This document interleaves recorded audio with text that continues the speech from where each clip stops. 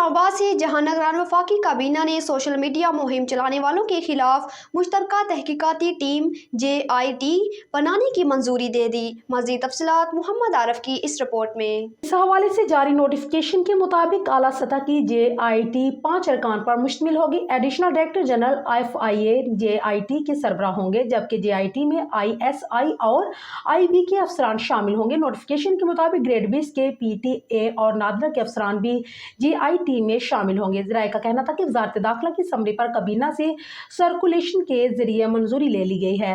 ذرائع نے بتایا کہ جعلی بیلٹ پیپرز چھاپنے اور پروپیگنڈا میں ملوث عناصر کے خلاف کارروائی کا فیصلہ کیا گیا ہے۔ ذرائع کا کہنا تھا کہ سوشل میڈیا مہم کے ذریعے افسران کو بلیک میل کرنے کی کوشش کی گئی۔ ذرائع نے بتایا ہے کہ JIT ذمہ داران کا تعین کر کے مقدمات کا اندراج کی سفارش کرے گی۔ JIT مستقبل میں ایسی مضمون مہم کے سدباب کے اقدام تجویز کرے گی۔ ذرائع کا کہنا تھا کہ تحقیقات کے دوران IT ماہرین کی خدمات حاصل کرنے کی بھی منظوری دی گئی ہے۔ کہنا تھا کہ سرکاری افسران کے خلاف پروپیگنڈا آئین آرٹیکل 5 کی خلاف ورزی ہے۔